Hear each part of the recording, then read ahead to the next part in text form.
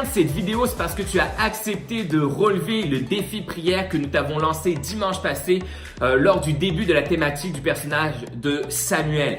Et avant de commencer, j'aimerais simplement te dire qu'on est fiers de toi, fiers que tu aies accepté de relever ce défi et je te garantis que tu ne le regretteras pas. Alors avant d'aller plus loin, j'aimerais simplement te faire un résumé de qu'est-ce que nous avons vu dimanche passé et ensuite je pourrais t'expliquer justement quel est le défi que nous voulons te lancer cette semaine. Alors comme tu l'as entendu dimanche passé, on a parlé du début de l'histoire de Samuel et en réalité le début de son histoire est assez incroyable parce que Samuel va avoir une naissance miraculeuse, vraiment. Et lorsqu'on débute l'histoire, on découvre un personnage qui s'appelle Elkana, qui a deux femmes, une qui s'appelle Anne et une qui s'appelle Pénina. Anne était la femme préférée d'Elkana. Malheureusement, Anne n'était pas capable de pouvoir avoir des enfants, alors que Pénina, elle, en avait.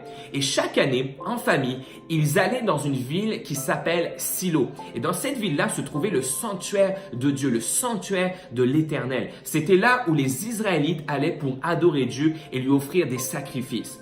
Et chaque année, alors qu'ils allaient en famille dans ce lieu, Pénina ne manquait aucune occasion d'écœurer Anne du fait qu'elle n'était pas capable d'avoir des enfants. Et chaque année, c'était la même situation qui se répétait. Et tu peux te mettre à la place d'Anne. C'était quelque chose qui la blessait profondément parce qu'elle souhaitait avoir des enfants. Et une année, Anne en a eu assez d'être écœurée par Pénina. Elle décida d'aller au sanctuaire de Dieu pour prier.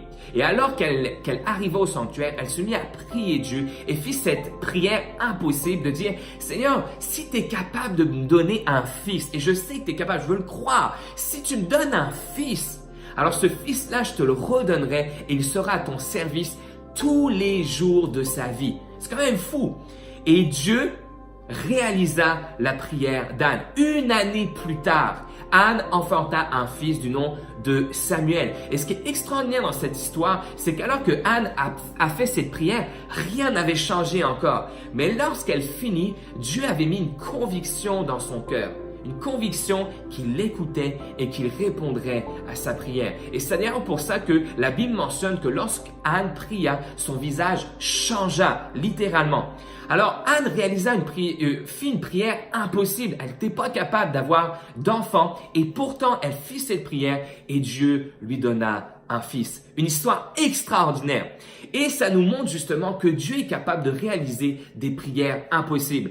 Alors tu l'auras probablement compris, mais le premier défi que nous voulons te lancer cette semaine, c'est de faire une prière impossible.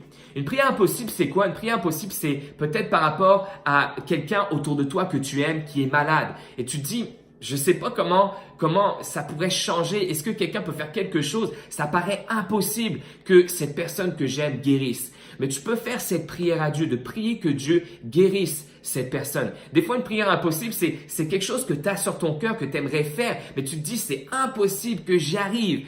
Mais prie-le, on veut te lancer le défi de faire cette prière-là à Dieu parce que Dieu est capable de réaliser l'impossible. Alors, on veut te lancer sur ce défi-là. Si jamais tu n'as pas de prière impossible qui te vient en tête, tout simplement te lancer le défi de prier, de parler à Dieu, de simplement lui dire qu'est-ce que tu as sur ton cœur. Et petit rappel avant de terminer cette vidéo, juste te dire que à chaque fois que tu pries, souviens-toi que tu montres à Dieu en réalité que tu crois en lui. Parce que si tu pries, ça veut dire que tu crois qu'il existe, sinon tu lui parlerais pas. Et deuxièmement, tu penses qu'il t'écoute et qu'il t'entend. Alors, je veux vraiment te laisser simplement sur ces mots, te rappeler que la prière, c'est premièrement de manifester que tu crois en Dieu, mais plus que ça, Dieu t'entend. Alors, on veut te lancer sur ce défi. On te fait confiance pour cette semaine. On te dit à la semaine prochaine. On espère que ça va bien se passer et on a hâte d'entendre justement quelle est finalement cette prière impossible que tu auras faite à Dieu. Bonne semaine et à la semaine prochaine. Bye bye.